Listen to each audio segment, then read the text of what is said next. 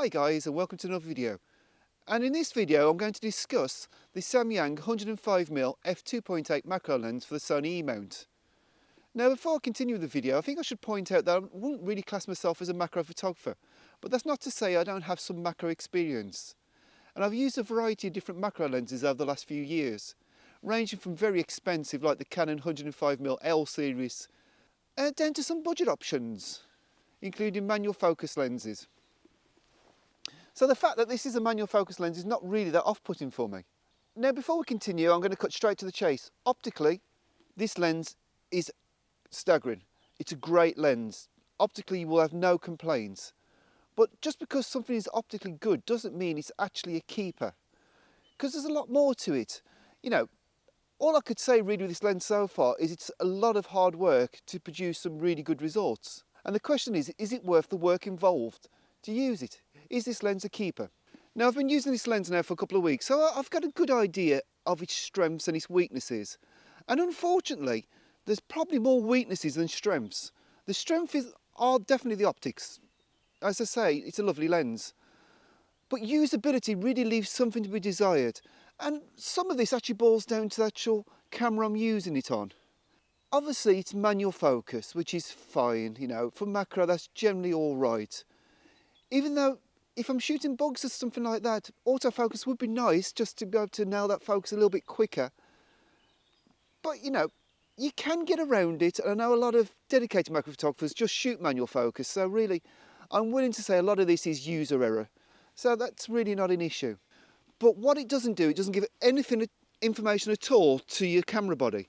So that means your camera's not knowing what aperture you're using, which is okay. It's not knowing what focal length it is, which causes issues with in-body image stabilisation. So you have to manually set in the settings what focal length it is for the IBIS to work. Now the problem is, the IBIS on Sony's really isn't brilliant. You know, it's better than nothing, but it's not great. So I'm finding what I'm doing, I haven't even switched on IBIS at all, and I'm cranking the ISO up to try and compensate. Which, okay, if you've got a bit of wind, you need to do anyway. But if you're shooting handheld, you know, it would be nice for a bit of IBIS to actually work properly, to give you a little bit more leeway. It's not the end of the world, but it's the start of the niggles. Now, if you look at the size of the lens, you can see it's quite a chunky lens. And okay, part of that is the hood, but it's heavy. So that means on a tripod, all your weight's at the front. So really you need a really good tripod head to try and compensate for this weight on the front, you know. And you can work around it, but it's just something else that you need to keep thinking about, you know. Because you compose, and I'm finding I'm composing, especially a shot like this, I'm composing. And then it will slightly slag down a touch, you know. So you probably need to carry a heavier tripod. Which really, if you're hiking, you don't always want to do, you know. I'm quite a believer in carrying a fairly lightweight tripod. You know, this is sturdy, but it's fairly lightweight. So for me, that's an issue. It is an issue. And in your hand, you know, it's heavy to carry around. But is it a deal breaker? Well, for me, possibly, yes, it is. You know, it's a big lens. But as I say, I have taken some nice shots with it, so I'm going to put a few up now. And I've taken some nice shots handheld, but what I'm finding is working better is instead of actually trying to manually focus when you get to your subject, is basically sets the lens to magnification you want.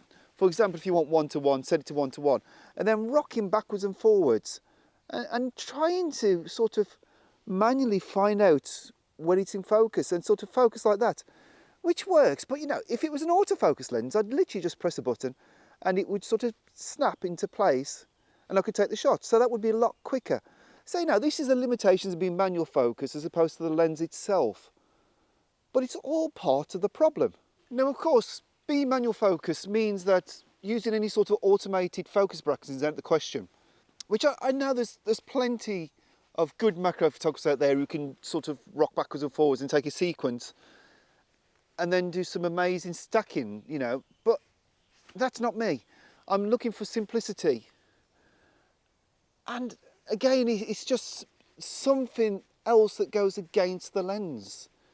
I think personally I'd prefer to spend a little bit extra and perhaps get a macro lens with autofocus just to make your life a little bit simpler. So is it a keeper? Really, for me, no. No, I can't justify keeping it. There's too many limitations with it, and the optical quality, whilst very, very good, is not enough to make me want to keep it because I don't enjoy using it. And I think really this is perhaps the problem with the lens. It's a lot of hard work to take a shot. But is it a good budget macro option for Sony E Mount cameras? And I suppose yes, it is.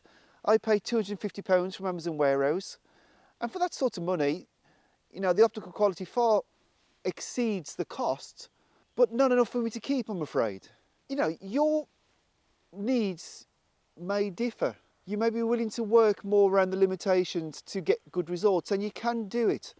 So whilst I could recommend the lens, and I can recommend the lens, for my use it's a no, I'm afraid. But as I say, this is not meant to be a review. This is really just a few observations, and hopefully, you know, it will help you decide whether it is a lens that you could use. For me, it's a no. For you, your needs may differ. I hope you've enjoyed this video. If you have, please consider giving it a thumbs up, and maybe subscribe to the channel if you haven't subscribed, because really the only way I can tell if people like these videos is by people subscribing, so it'd be wonderful if you could. And I'll see you again in another video. Thanks again for watching.